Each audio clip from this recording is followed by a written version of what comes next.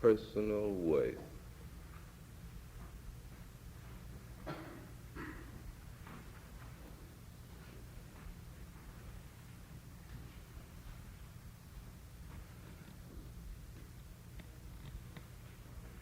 It is a commonplace remark to hear these days that man is bankrupt.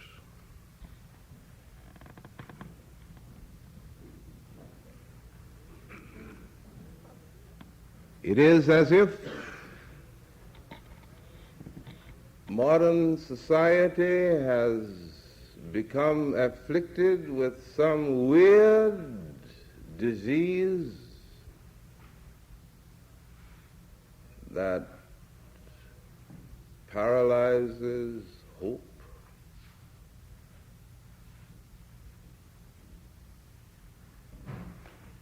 that settles the mind and the spirit with a deep and abiding futility.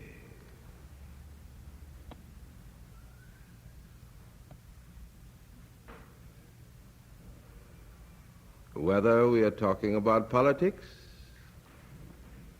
and we say, well, what difference does it make? Republicans and Democrats, doesn't matter which party is in. They are all so and so and so and so, or so and so and so.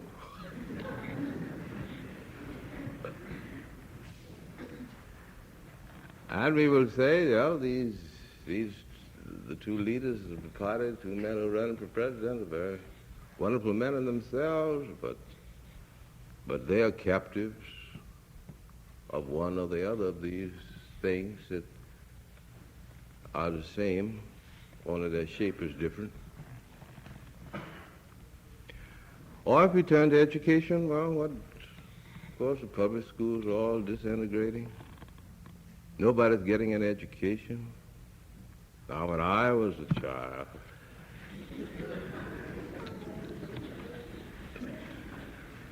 or if we turn to the church, doesn't mean anything. People come on parade, this, that, the other. Family, family's falling apart at the seams.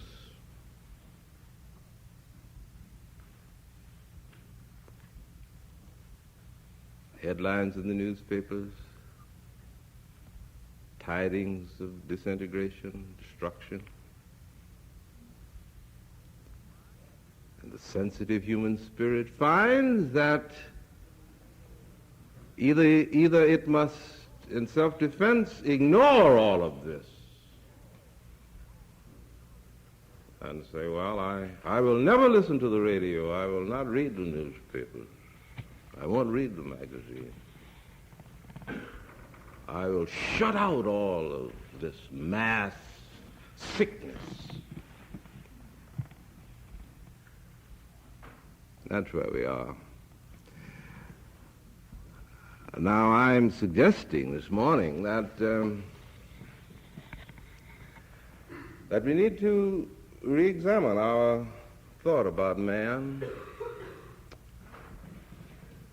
And I want to do it from a slightly different angle than last Sunday because of a very important insight that is on my mind.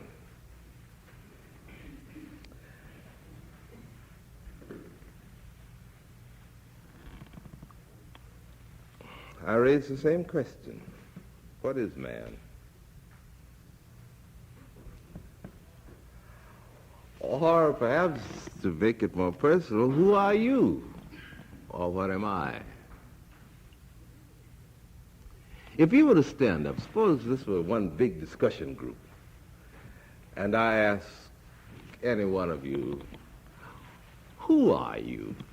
What would you say? Well, you would say, my name is so-and-so and so-and-so. Mm-hmm. I am a man or I am a lady.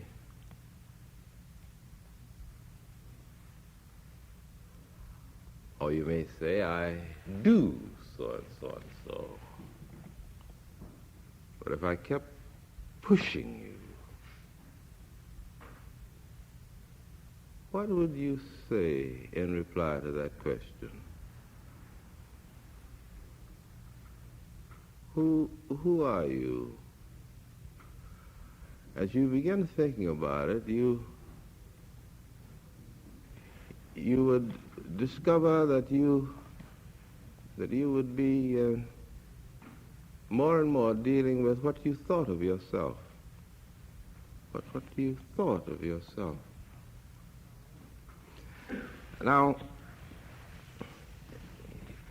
in an effort to answer the question, I would like to make 3 suggestions.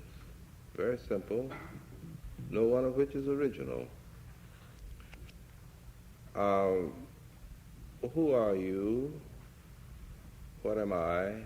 What is man? Different ways of asking the same question. The first thing in reply to that is this, that I I'm a dreamer. A dreamer. You are a dreamer.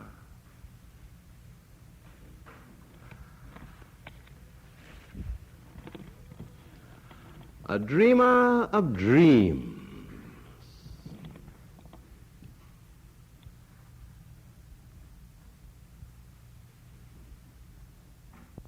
What kind of dreams do you dream?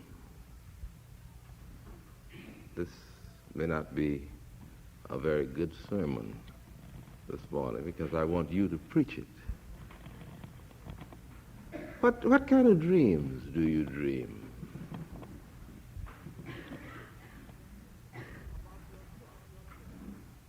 About yourself.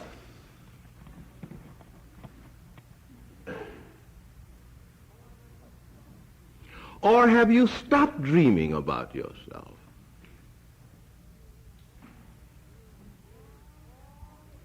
Is all of your life the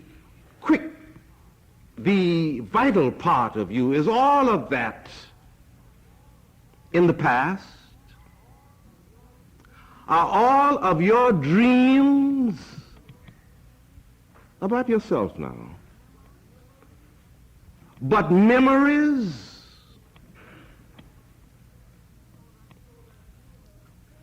so that you have turned your back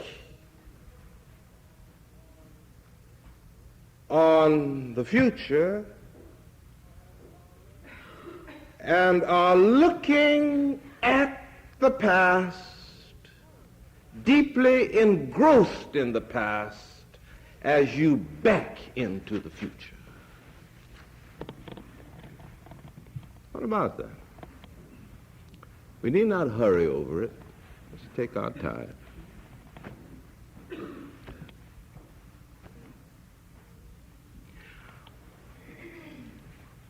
Are your dreams about yourself fantastic dreams made up of the alchemy and the magic of all of the denials that you have experienced?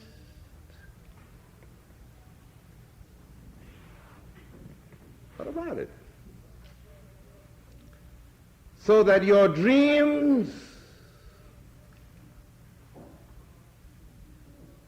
are peopled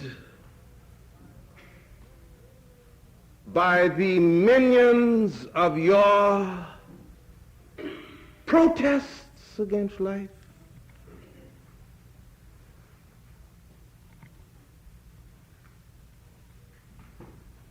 And your bitterness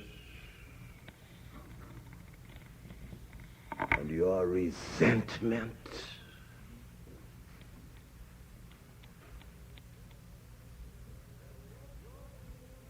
So that your dreams with reference to yourself are always tinged with the vindictive.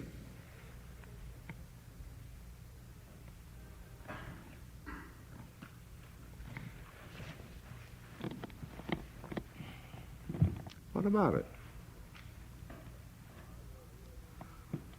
Or are your dreams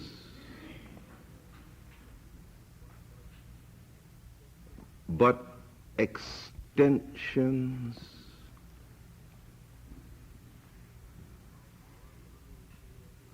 of the unfulfilled possibilities of life as you are living it day by day, so that your dreams represent the overtone, the extra, the plus that's just beyond your immediate horizon, so that the more you live, the more dynamics you generate that push you into the achievement of the dream. You know how the best and simplest analogy I know, the thing is in my head, is the what is it? Is it the running high jump? You know, the track man runs and then he gets to a piece of wood or something, and when he hits that place, he leaves the ground. And now there's a very intimate relationship between what he does when he leaves the ground and what he did from the time he started until he got to the spot where he left the ground.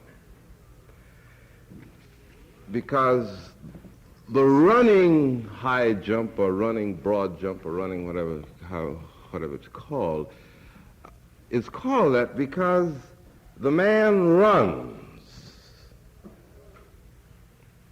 and then leaps, and the momentum that he generates from his running pushes him forward when he's in the air. Are your dreams related to your life in that way? What about it? What does the fact that I'm able to dream dreams say about me?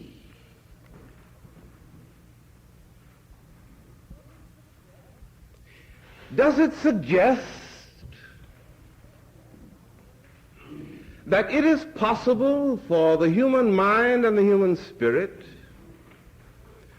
to brood over even the most stubborn and unyielding aspects of life, and to hold one's desiring, one's hopes,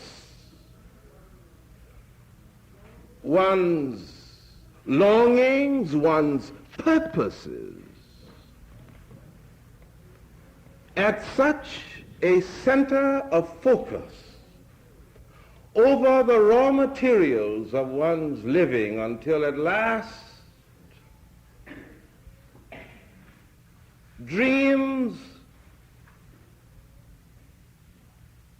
take shape, take body, become manifest.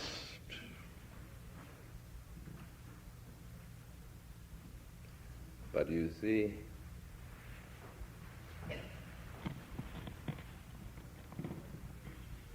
I must therefore be very careful to see to it that my dreams do not die. How terrible life is for a man or a woman when all of his or her dreams perish.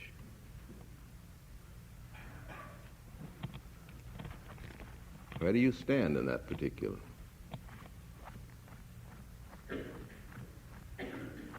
Where?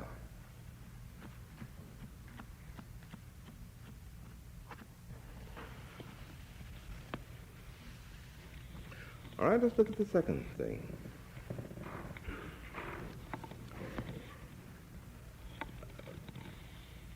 What am I? What are you? What is man?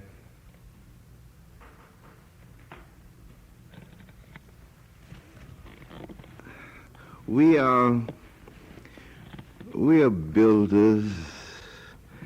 We are builders of worlds. We are builders of worlds. It's very interesting about the human spirit, how we are never quite content with the world we have built or are building. That there seems to be at the very center of the pulse of the individual living something that is profoundly tragic. And some philosophers refer to it as the tragic sense of life. And what is it? That the world that I have made, or to state it another way, the thing that I have done, that I have accomplished,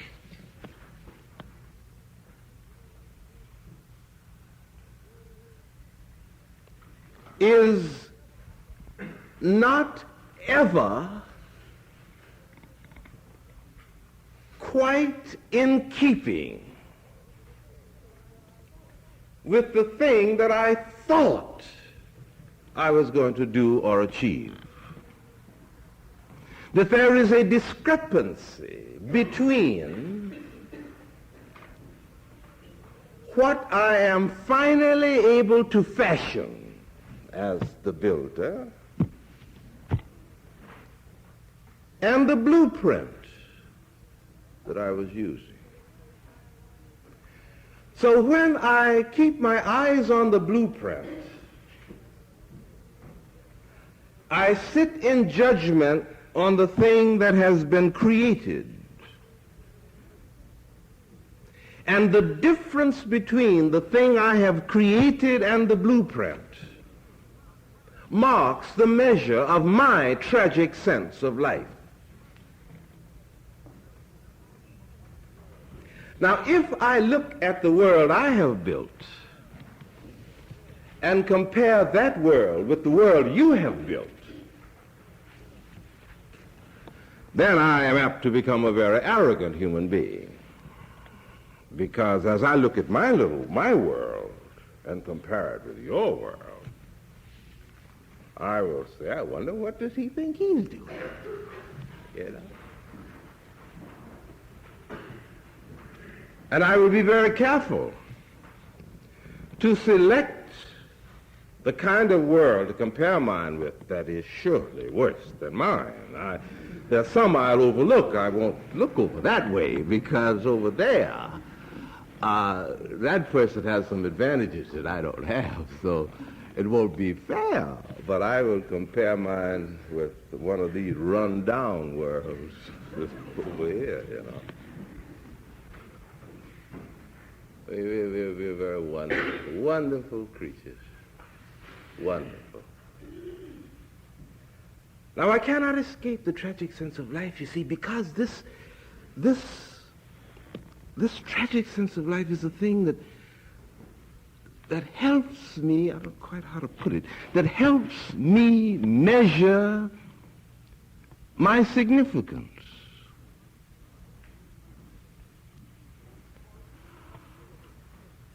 For even though,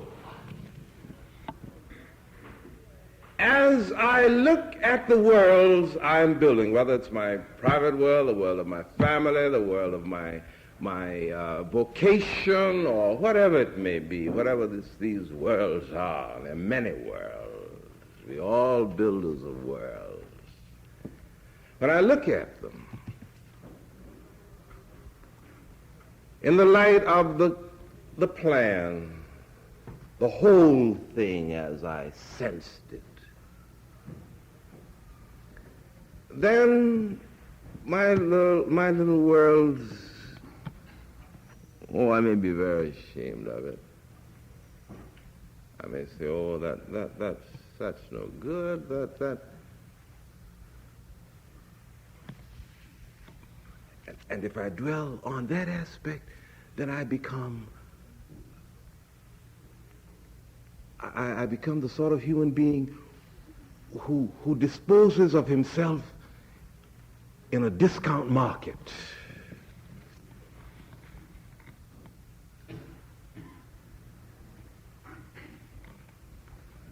And then I remember that the plan was a great plan. The model was a great model. The concept was a tremendous concept. The ideal was an overwhelming ideal. And therefore, if I, with my little mind, with my limited powers, with all that I know about myself that is delimiting, if I could quiver in response to something so great, then I must be something more than the little world I'm able to build.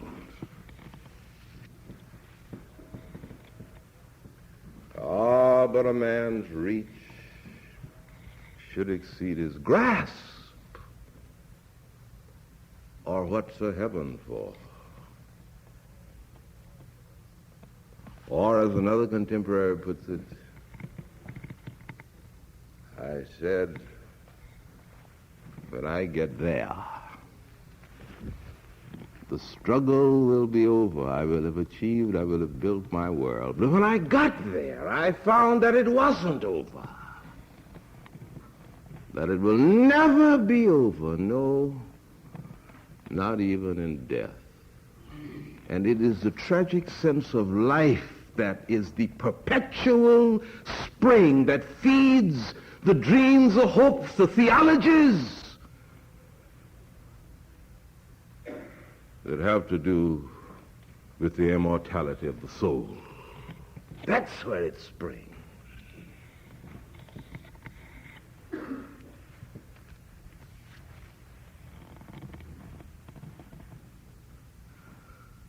Now, if the world that you are building is a shoddy one, and you know it's shoddy, if you deliberately put cheap materials that you know are cheap materials,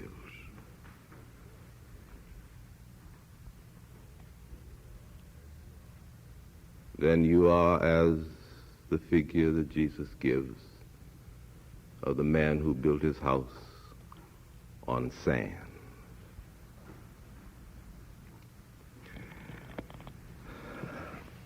And now, there's just one other part of this.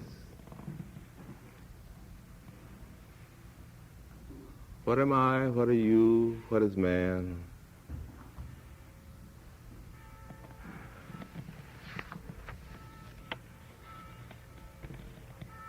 I am a child of God. You are a child of God. We are children of God. And that's a very tremendous thing.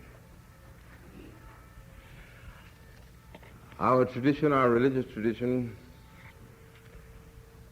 has been deeply afflicted in dealing with man in this dimension. The great bishop of Hippo, of North Africa, St. Augustine, in his monumental work, The City of God, did a great service to the Greco-Roman world of his period. But in some other ways, he did a terrible service to any subsequent thought about the dignity of man. For in the city of God,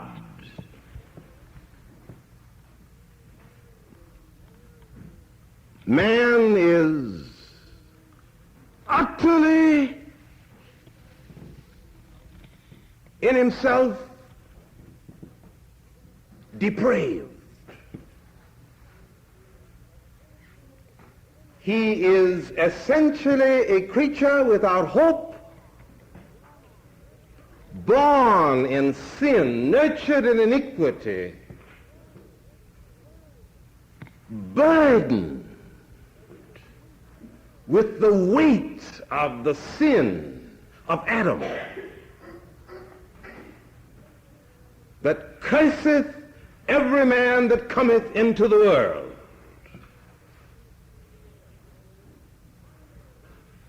And in this monumental treatise in the City of God, Augustine says that is the story of man. But, says he, the church, the custodian of salvation, the church that has been given into its keeping the medicine of salvation, will dispense this medicine to all who seek it with all their hearts and are willing to conform to the details of the prescription. And if you receive this, then it doesn't matter if the Roman Empire disintegrates. It doesn't matter that this whole social order is cracking up and the barbarians are overspilling the frontiers and the very heart and the pulse beat of the Roman Empire are being strangled to death. And that was his great contribution.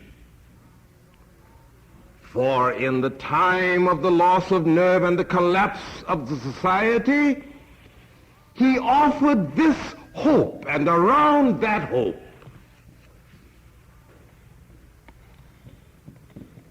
civilization survived.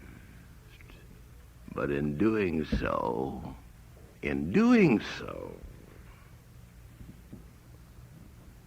man, the individual, paid a fearful price, namely, being driven to admit that he was not a child of God. And then Milton, with his great genius, gather up all of the aroma of the dogma in the City of God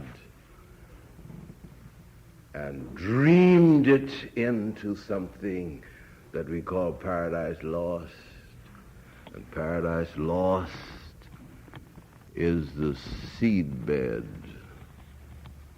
of much of the doctrine of man that has emerged in our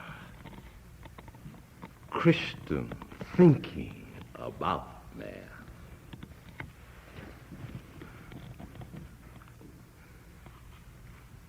He has the devil who is not the devil at first, losing his battle in heaven, and is thrown out of heaven. You're familiar with it. And he falls and falls and falls and falls, and finally he lands on the earth. And there's some great lines in it. I look to the right, there's hell. I look to the left, there's hell. I look before me, there's hell. I look behind me, there's hell. Behold, I myself am hell, he says.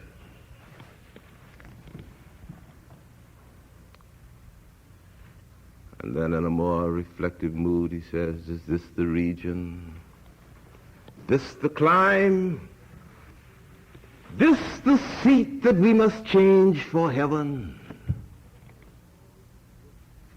This mournful gloom for that celestial light. Be it so, since he who now is sovereign can dispose and bid what shall be right, farthest from him is best. The mind is its own place, and in itself can make a hell of heaven or a heaven of hell.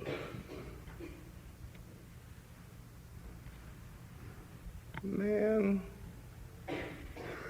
depraved, worm,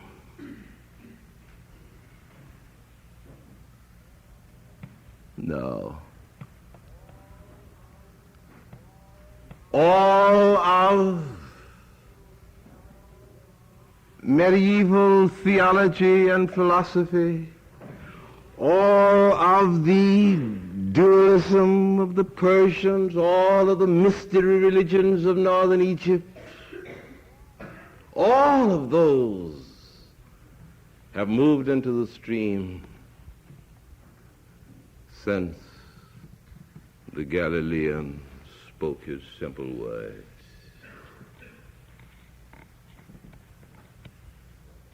Ye are children of my Father in heaven.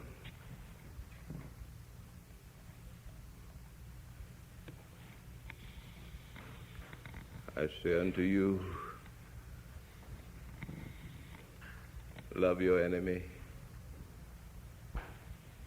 Do good to those who do not do good to you, that ye may become children of your Father who is in heaven.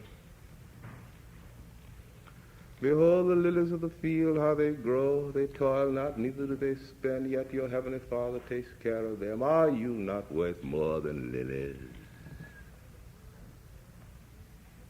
Consider the birds of the air.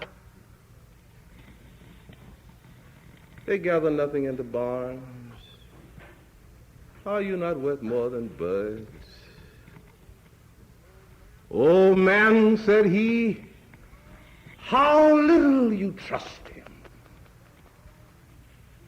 Seek ye first his kingdom, his righteousness, and everything else falls into place. For you're God's child. You're God's child. What am I? I'm a child of God.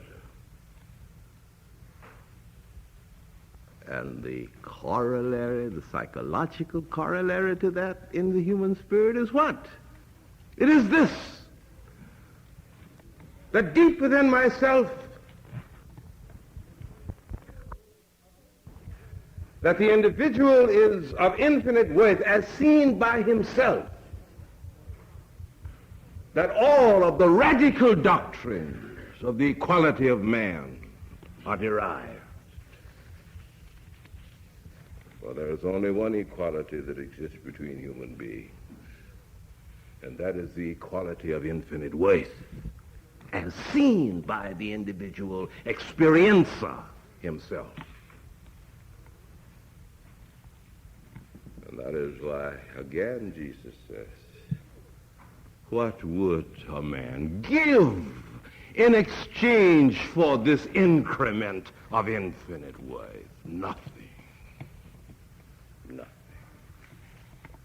Now the degree to which a culture or a civilization or an institution, be it the family, the state, or the church, the degree to which any of these gives full recognition of this dimension of the human being, to that degree, Is it a culture or a civilization or an institution?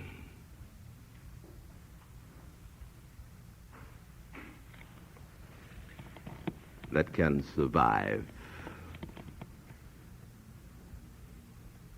because life is on its side. But the degree to which a culture or a civilization or an institution refuses to give recognition to this, to that degree are the seeds of death already at work in it. Whether it has power, money, education, everything. If there is not room enough in it for the human spirit to give expression to this sense of infinite worth,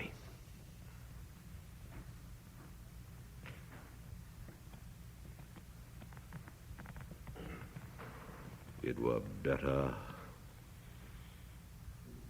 that it had never been created.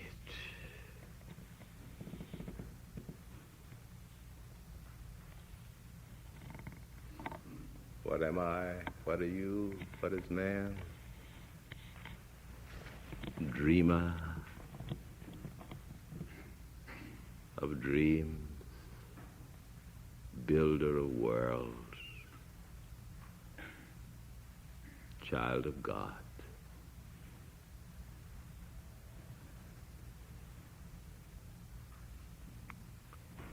What a wonderful thing that is.